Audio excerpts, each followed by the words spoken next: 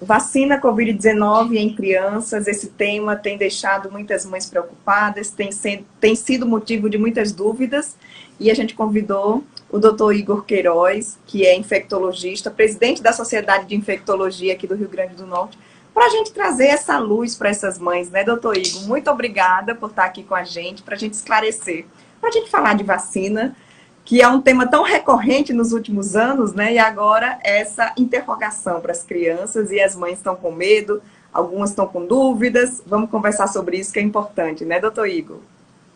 Olá, é um prazer estar sempre aqui tirando as dúvidas de vocês, né? Eu costumo brincar que nunca a população do Brasil entendeu tanto de vacina, né? Ou procurou saber sobre. Tá todo mundo falando, seus grupos de família, grupos aí de faculdades, né? Até mesmo grupos médicos, todo mundo está tendo alguma opinião sobre vacina, e isso é bom, né? Que isso mostra o interesse que a gente está tendo em relação à nossa saúde, né? No dia a dia. Certo. Doutor Igor, a pergunta que a maioria das mães está se fazendo hoje: é seguro vacinar essas crianças a partir de 5 anos contra a Covid-19? Vamos lá. É seguro sim, tá? A gente já tem diversos estudos, né, com diversas plataformas de vacinas que são utilizadas aí em crianças, né? Inicialmente, as vacinas foram desenvolvidas para ser feitas em adultos, né? A gente está falando ultimamente muito sobre a vacina da Pfizer, mas já tem vacina Coronavac sendo feita em alguns outros países, várias vacinas, né? Então, primeiro eles fazem os estudos, né, de qualquer vacina que vai se sair, que vai se lançar no mercado sobre segurança e efetividade. A partir dali, eles, num pequeno grupo, eles vão aumentando um grupo maior, e até que chega o estudo de registro, onde tem milhares de pessoas testadas, e realmente a gente já mostra, né, ultimamente, né, a vacina da Pfizer, ela teve um estudo publicado numa grande revista médica, no início de novembro, onde ela mostra, né, que a sua segurança e a sua efetividade, numa dose 1/3, né, do adulto, ela é tão boa quanto, né, a vacina foi feita nos adultos. Então, por isso, sim, eu acho que é seguro fazer vacinação em crianças, até porque as crianças é uma faixa etária que sempre recebeu vacina, né? A gente recebe vacina desde o dia que nasce, a gente recebe a BCG, vacina da hepatite B, e a partir daí vem o calendário vacinal, os primeiros 5 anos ele é cheio, então vacinar a criança sempre foi seguro e continua sendo. Então, a diferença da vacina é a quantidade da dose da vacina da criança para os adultos? Essa é a única diferença dessa vacina? Isso. Nessa vacina da Pfizer, né, que é o que tantos têm falado atualmente, a dose feita para o adulto, né, ela é uma dose de 30 microgramas, e a dose da criança é de 10 microgramas. Então, é 1/3 da dose, que mostrou uma eficácia tão boa quanto foi feita nos adolescentes e tão quanto foi nos adultos, né, quando foi feito estudos anteriores. Doutor Igor, um grande questionamento é exatamente essa vacina da Pfizer, porque ela chega com uma tecnologia que nunca foi utilizada, né? A vacina de Covid, mas uma vacina numa nova tecnologia, que é esse RNA mensageiro. E esse é um dos pontos que mais questionam. Será que é seguro mesmo a longo prazo? Então, esse fato dessa nova tecnologia traz um risco maior ou não? Não tem diferença, é a mesma coisa se a criança estivesse sendo vacinada, por exemplo, com a Coronavac, que utiliza a tecnologia que já é utilizada há muitos anos em outras vacinas. Então, a plataforma que é utilizada na vacina da Pfizer, que é a RNA mensageiro, né, ela é o que tem de mais moderno em relação a vacinas, e eu creio que o futuro das vacinas com outras doenças vai todo se basear, a partir de agora, nesse tipo de vacinação. É uma vacinação que, como eu falei, mostra segurança, mostra eficácia, é uma coisa específica, sim, para aquela vacina. Então, por exemplo, se a gente pegar a Covid-19, a gente tem diversas plataformas. Vírus inativado, que é a Coronavac, tem vetores virais, né, como a da Janssen, né, a da AstraZeneca, e tem a de RNA mensageiro, que é uma nanopartícula, né, uma partícula pequenininha, assim, que coloca o RNA mensageiro dentro vamos dizer, uma gotícula de gordura, que vai ser absorvida pela nossa célula de defesa e vai expressar uma proteína que vai produzir, né, o anticorpo contra aquela proteína do coronavírus. Então, esse RNA mensageiro, ele é um código genético para produzir a proteína spike do coronavírus, e nós produzimos anticorpo contra ele.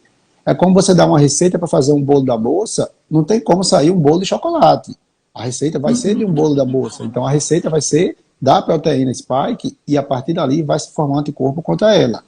Se ela é segura daqui, do ponto de vista a longo prazo, né, ninguém tem como dizer isso, porque a gente tem pouco mais de um ano de utilização dessas vacinas. Mas o que a gente vê até o momento, né, que são efeitos colaterais leves, né, que não vai, que até o momento não tem. Esses estudos já eram feitos antes em animais, né, que não mostrou nenhuma nada grave e que tudo indica que nos seres humanos também vai ser a mesma coisa, como já foi nos adultos e agora também nas crianças. Doutor Igor, eu vi até uma dessas postagens, né, anti-vacina, meu filho não é cobaia. Essa vacina que vai ser aplicada na criança é uma vacina experimental ou não? Não, porque ela já passou por estudos de registro de mostrando segurança e eficácia, né? Esse mesmo estudo que eu falei, publicado em novembro, né, na New England Journal of Medicine, uma revista muito conceituada no meio médico, ela testou 2.200 crianças, 1.500 tomou a vacina, 700 não tomou, comparou ali 2 para 1 e viu que os efeitos colaterais de quem tomou e de quem não tomou vacina era mais ou menos a mesma coisa. Então, ela não tem nada de cobaia porque, vamos dizer assim, as cobaias, né, as pessoas que se voluntariaram para o teste de registro da vacina já passou por essa fase e agora a gente está numa fase de uso populacional, onde, claro, a gente vai ver os efeitos pós-comercialização. Todo medicamento, toda droga nova que entra num novo mercado, ele passa por testes em laboratório, né, em animais, que tem toda aquela questão ética de fazer ou não em animais, depois faz um pequeno grupo para ver segurança, para ver doses, e até que vai fazer na população quando milhões de pessoas utilizam. Então, nada de que é cobaia, né, as vacinas já foram testadas e já mostraram realmente sua segurança. Inclusive, diversas crianças em outros países estão sendo vacinadas já, com essa Sim, vacina, não é isso? sim. A gente tem diversos países, né? Por exemplo, os Estados Unidos, eles têm, se você somar todas as outras vacinas e as vacinas de RNA mensageiro, tá quase que o quíntuplo, né, utilizado RNA mensageiro, que lá eles utilizam Pfizer e Moderna como as principais vacinas. Então, eu penso assim, né? Aquela coisa de sempre os Estados Unidos desponta na parte tecnológica. Se fosse algo ruim, será que eles estariam utilizando na sua própria população, né? Então, a gente vê que realmente toda essa questão anti-vacina, de que vai ser cobaia, que ninguém sabe o que vai acontecer daqui a 30 anos, e se não chegarmos a 30 anos, né? A gente tem que primeiro controlar essa pandemia para poder pensar no futuro. É um problema de cada vez. Doutor Exatamente. Igor, a gente recebeu uma dúvida de uma mãe. Por que eu não posso optar pela Coronavac para vacinar meu filho? Por quê? É, Ainda não, né? ainda não. Já tem alguns países que utilizam a Coronavac desde setembro, outubro, para vacinar crianças, né, aí de 3 anos para frente. Chile, Equador, né, alguns países aqui da América do Sul e de outros locais já utilizam, mas no Brasil, né, a Anvisa está ainda avaliando os estudos, pediu relatórios para poder comprovar realmente que ela é segura e eficaz, né, nessa população. Existe uma é mais segura que a outra ou não? As duas são vacinas e os efeitos colaterais podem ser os mesmos? São plataformas diferentes, né? Então, cada uma vai estimular a imunidade de uma forma diferente. Mas o que a gente vê, na verdade, em todas essas vacinas, né, independente de faixa etária, ou de sexo, ou raça, cor, é que as vacinas causam efeitos colaterais leves. Dor local, vermelhidão, edema, em 10 a 20% dos casos. A dor é algo relativo, então quando você vai vacinar a criança de 5 anos, perguntar se doeu, ela vai dizer que dói, né? Afinal, qualquer coisa vai doer mais numa criança do que no adulto. Então, se você avalia evento adverso, dor está lá em cima, mas você vai ver vermelhidão, edema no local da aplicação, praticamente a porcentagem é bem baixa. E isso também ocorre também, né, de qualquer faixa etária. Então, é isso que a gente vê em relação a qualquer vacina que ocorra. Doutor Igor, você tem filho também, eu tenho, e os nossos filhos, quando desde bebê a gente começa a vacinar, tem aquela reação natural, né? Toda mãe passou por isso, o bebê fica chorando, às vezes tem febre. Essa reação é normal. E a da Covid se assemelha à de qualquer vacina? Exatamente. Quando a gente fala de efeitos adversos leves a moderados, são efeitos adversos que ocorrem em qualquer vacina mesmo, né? Quando você toma vacina para histeria, tétano e qualquer luxo, vacina contra poliomielite, né? Qualquer vacina ela pode causar efeitos adversos leves, contornáveis, com medicações sintomáticas e que não vai ter nenhum problema. Uma vez um pai, né, já que você falou em relação a filhos, um pai me perguntou numa consulta o que é que eu achava de vacina em crianças. E a minha explicação foi o seguinte, eu disse, você vai se responder. A Covid é uma doença que tem quadros leves em crianças, poucas adoecem sintomaticamente, há aqueles casos raros de crianças que internam, que às vezes até morrem, que pode causar síndrome inflamatória multissistêmica, e a gente tem hoje algo que se possa evitar de acontecer isso. E a minha pergunta é, você quer que seu filho tenha Covid, mesmo que seja raro? Aí ele fez, doutor, eu vou vacinar meu filho amanhã, porque eu não quero que ele tenha nenhuma febrezinha da Covid, quanto mais o risco de algo que seja raro. Então, acho que a gente tem que pesar por aí. Se eu quero proteger o máximo possível, né, a mim, os meus familiares e o meu filho, não vejo por que não vacinar. O risco da Covid é maior que o risco dos efeitos da vacina. Com certeza, se você né? colocar numa balança. Quando a gente vê aí, né, efeitos adversos que é visto pós-comercialização, sim. Alguns casos de trombose, alguns casos de neuropatia, de síndrome de Guillain-Barré, né, são casos que são realmente, que têm ocorrido, mas são casos muito raros, né? A gente tem aí, eu estava pesquisando agora há pouco, né, a gente tem quase 8,8 bilhões de doses aplicadas e a gente não vê esse monte de casos graves de pessoas internadas por efeito adverso de vacinas. Então ocorre um ou outro, eu pelo menos não atendi ninguém com efeito adverso grave de vacina, alguns colegas viram um ou outro assim, mas é bem raro, né? É algo que é contornável, a gente já sabe o que é que pode acontecer, então é fácil de contornar quando isso acontecer.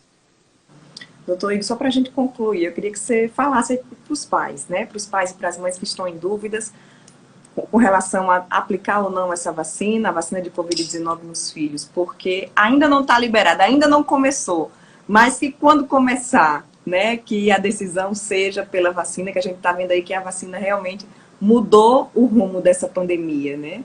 E as crianças também precisam estar imunizadas. O que eu penso é o seguinte, os documentos da vacina, né, eles são sempre avaliados pela Anvisa, que é um órgão super competente, com pessoas sérias, né, que trabalham lá, zelam pelo seu trabalho e pela população que eles são responsáveis. A Anvisa autorizou. Sociedades brasileiras de infectologia, de pediatria, de imunizações, emitiram um documento que, quando você vai ver as pessoas que assinam esse documento, é de cair o queixo. São pessoas que você vê aulas em congressos e aplaudem de pé. Para ser favorável a essa vacinação. Então eu penso, por que não vacinar, né? Eu creio que não deve ser algo obrigatório, né? Eu acho que ninguém deve ser obrigado, principalmente nas crianças, que é algo raro de acontecer, mas se você quer vacinar seu filho, não vejo problema de levar, pode levar, é seguro, não vai ter problema nenhum. Se você não quer levar, por qualquer motivo que seja, tudo bem, não leve, mas pelo menos não atrapalhe as outras pessoas que quer levar, porque eu acho que essa desinformação, esse momento aí de as pessoas ficarem falando, notícias que pegam em grupos de redes sociais, isso aí vai atrapalhando e fica essa coisa de algo que não acaba nunca, uma pandemia que não acaba nunca, né? E a gente precisa passar sempre informações sérias.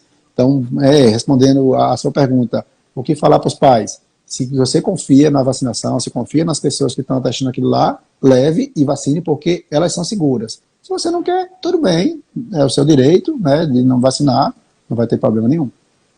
A gente está vendo aí várias notícias falando de mortes de criança por Covid-19.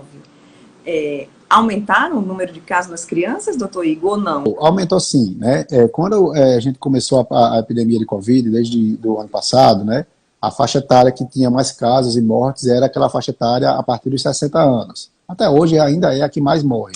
À medida que a vacinação avançou e que a maioria dessas pessoas aí estão totalmente vacinadas, já tomaram reforços, elas tornam-se protegidas e há um desvio da faixa etária para algo mais precoce. Então começou a surgir as UTIs que eram mais de velhinhos, começou a ter pessoas abaixo de 50 anos. Né? As UTIs, a vacinação vai avançando, as pessoas são vacinadas, e aí começam a surgir os casos de crianças também. Não é nem perto do que foi em relação aos idosos, mas proporcionalmente acaba assim acontecendo mais casos de Covid. Não é motivo nenhum de alerta, de pânico, né? Mas de um cuidado, de um alerta, justamente por essa questão de vacinação, porque a gente quer proteger essas crianças, mesmo que seja raro, mas se dá o azar, né, de cair naquela criança sua um caso mais grave que você deixou de vacinar porque estava desinformado, né? Então, isso que tem que ficar bem claro para todo mundo.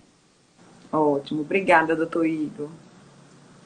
Eu que agradeço, né? Estou sempre aqui à disposição de vocês, né? Então, estou à disposição sempre que precisarem.